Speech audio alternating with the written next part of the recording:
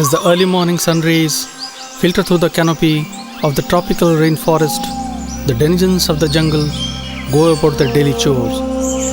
The forest reverberates to the call of the lion-tailed macaque, calling its mates. I am documenting the endangered lion-tailed macaques. It has led me to the Anamalai Hills in the Indira Gandhi Wildlife Sanctuary in the biodiversity-rich Western Ghats.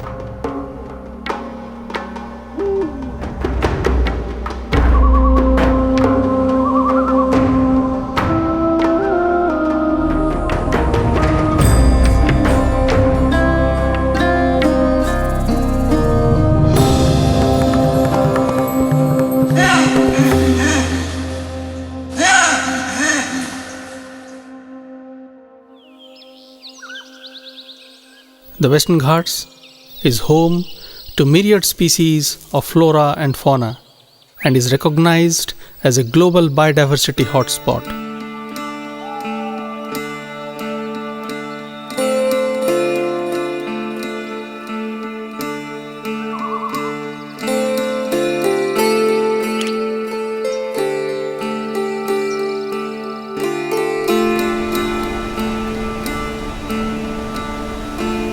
Nestled in the valparai range of the Anamalai Hills at an altitude of about 1000 meters above mean sea level is a small town called Valparai. In 1864, the government gave permission to establish plantations. The plantations and town came up clear-felling the pristine rainforests. Today, almost all of the mountains have been colonized by the tea estates. On cursory looks, they appear picturesque, presenting a lawn-like green appearance. However, if one looks closer, one can find exotic species like wattle and eucalyptus planted for the fuelwood needs by the plantation owners.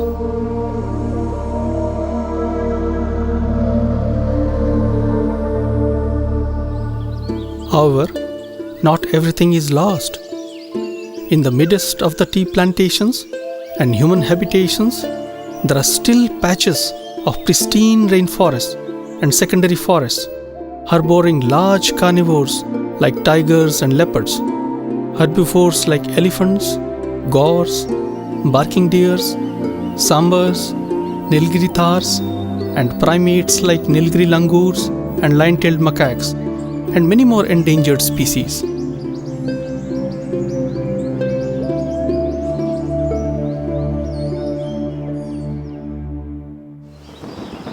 Among all the large primates of the area, the lion-tailed macaque is endemic to the wet evergreen forests of the Western Ghats. It is listed as endangered in the IUCN Red List. The total number of mature lion-tailed macaques is estimated to be less than 2,500, and no subpopulation in an area has more than 250 mature individuals. In fact, the fragmentation of habitat due to tea estates, human habitations, and clear felling of trees has led to very small groups with often only one mature male. This leads to reducing genetic diversity and increasing their susceptibility to diseases.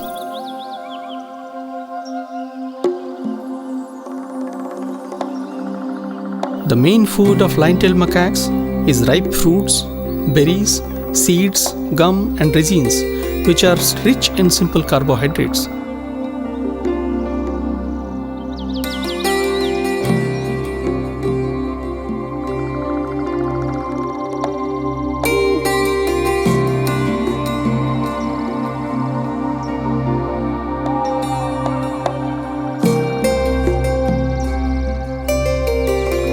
Watching the lion-tailed macaque place the jackfruit on the branch while eating gives us an idea about their intelligence.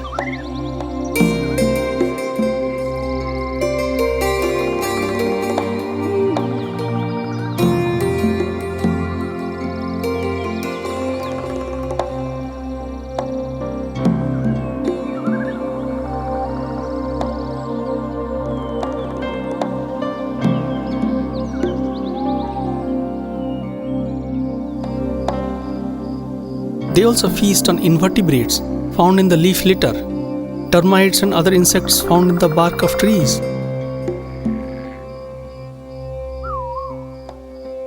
They are known to raid honeycombs by swiftly dislodging it from a tree and running away from the bees to safety.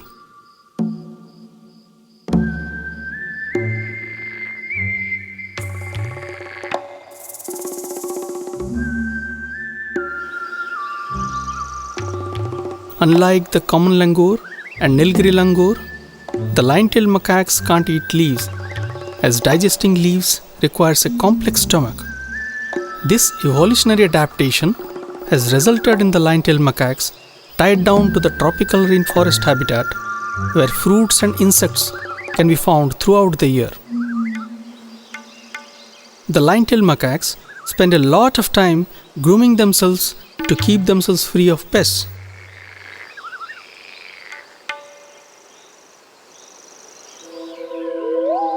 With the growth of plantations and human settlements, the habitat is shrinking and poses severe challenges to the lion-tailed macaque.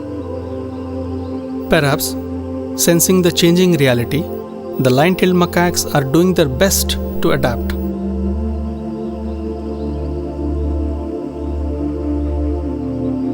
The road to Valparai cuts across the forest and brings the lion-tailed macaques in contact with people. And over a period of time, due to their inquisitive nature, growing human settlements, and due to tourists feeding the lion-tailed macaques, they have become habituated to humans. They come close to vehicles expecting food. I observed a unique behavior. The lion-tailed macaques climbed over my Tata Safari and started licking the windshield and the glass windows. Perhaps watching the reflection was an interesting experience for them.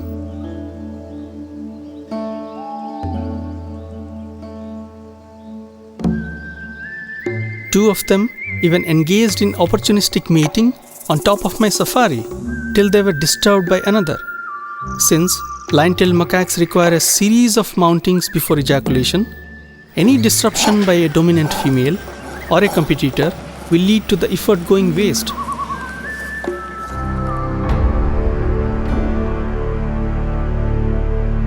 Their survival instincts have forced them to forage on the ground from garbage dumped near the human settlements.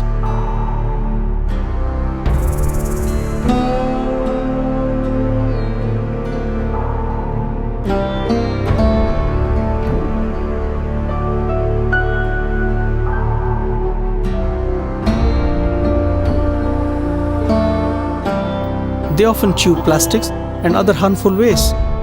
Alas, the lion-tailed macaques, an endangered species, has been reduced to a domesticated scavenging animal. The last frontier has been breezed. We have subjugated all other species. Perhaps, to show a token protest, this lion-tailed macaque is pulling down the billboards brazenly stuck on a tree.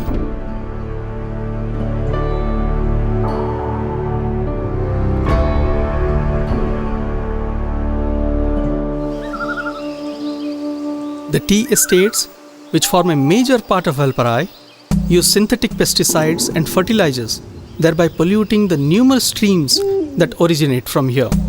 Pesticides also wipe away many species that form part of diet of the lion-tailed macaques. The Ministry of Chemicals and Fertilizers conducted trials of neem-based pesticides in Valparai, and it had produced excellent results. It also increased regeneration, thereby removing the need for fertilizers as well. Unfortunately, there is no lobby to champion the cause of neem-based pesticide. Lion-tailed macaques have got a good sense of smell. They sniff and decide whether the item is edible. However, their sense of smell cannot rescue them from pesticide residues in the fruits and insects. The impact of pesticides consumed by the lion-tailed macaques is yet to be studied in detail.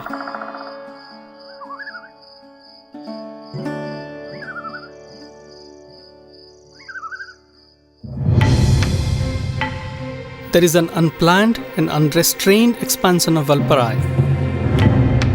In 1994, Valparai was a special grade town panchayat. In 2004, it was upgraded to third grade municipality, and in 2010, it was again upgraded to a selection grade municipality.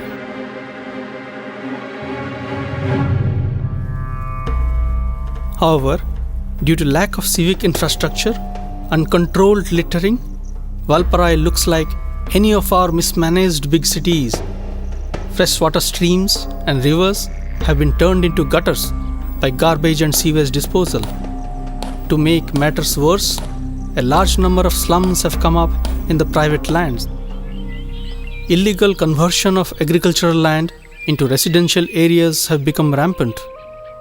This leads to shrinking of the lion-tailed macaques habitat and has resulted in lack of fruits in major parts of the year.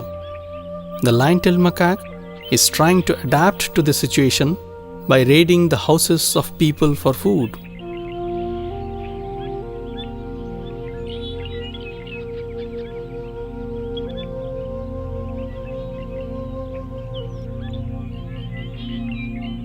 Research studies have shown that close proximity to humans can lead to transmission of diseases to the lion-tailed macaques for which they have no defense. The shrinking habitat has also resulted in lack of trees with large branches. Without the canopy cover, the lion-tailed macaques have to come down from the treetops and cross the road.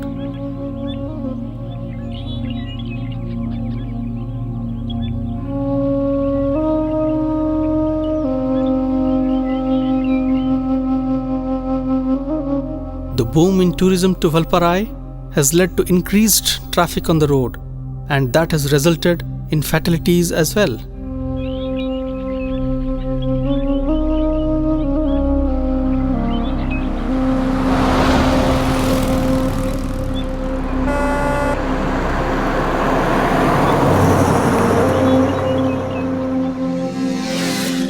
NCF, a local NGO, has tied bamboo on treetops on both sides of the road to help the lion-tailed macaques cross the road without getting down from the trees.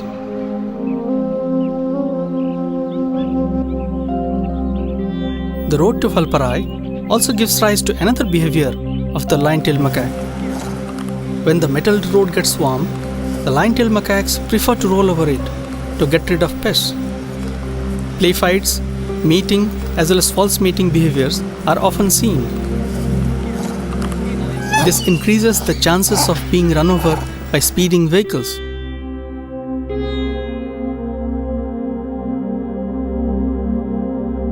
Despite the traffic sign to slow down, the vehicles continue to drive at high speeds in the winding roads. This road passing from Aliar checkpost to Valparai has got 40 hairpin bends. In many places, the width of the road is 6 to 7 meters. Herpetofauna find it difficult to cross such a wide road and get killed by speeding vehicles. The traffic on the road is not only harmful to the lion-tailed macaques, but also to large mammals. Even elephants struggle to cross the roads, and it gives rise to conflicts.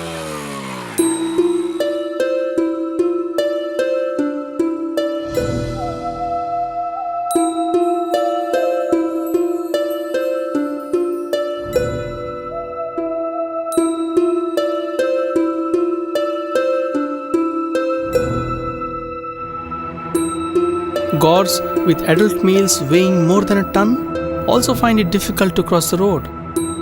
They need to wait for a long time, allowing the vehicles to pass before they can cross.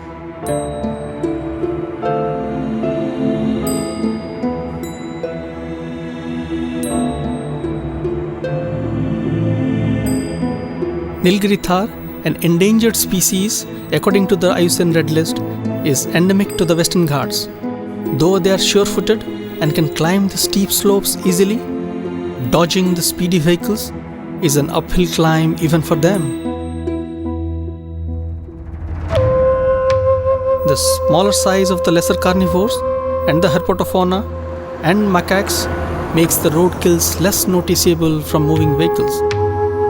Nevertheless, the many roadkills of mongoose, leopard cat, palm civet, small Indian civet, porcupine, Indian pitta, babbler, seal-tailed snake, ornate flying snake, python, calotus, and many others makes this a veritable killing field. To reduce road kills, awareness has to be improved for truck drivers, lorry drivers, car drivers and auto rickshaw drivers. Forest department should impose speed limit and also night traffic should be reduced. For widening of roads passing through tiger reserves, one needs to obtain permission from the Ministry of Environment and Forest. Most of the times, roads are illegally widened using the alibi of maintenance work after rains. These excavators leave behind scars on the hillside that will stand as mute spectators to the dance of death by the speeding vehicles. No one is certain for how long the lion-tailed macaques can continue their precarious existence. If we have to save the lion-tailed macaque, then we need to save their habitat. We need to plant specific tree species to supplement the existing fruit-bearing trees. Ecological restoration of degraded habitats needs to be done to establish connectivity between the isolated lion-tailed macaque populations. Ensure tea estates adopt organic farming. Restrict unbridled expansion of towns like Valparai. Enforce speed limits and restrict movement of traffic in the night. Ban use of plastics in the area and create waste treatment facilities. If we take these steps to save the lion-tailed macaque, then gores, elephants, leopards, tigers, Nilgiri thar, and many other endangered animals will get a respite.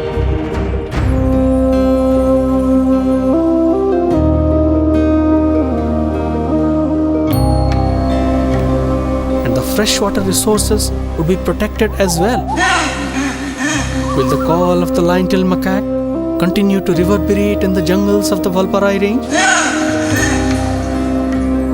If we don't act today, generations to come will hold us responsible for silencing the call of the lion-tailed macaque.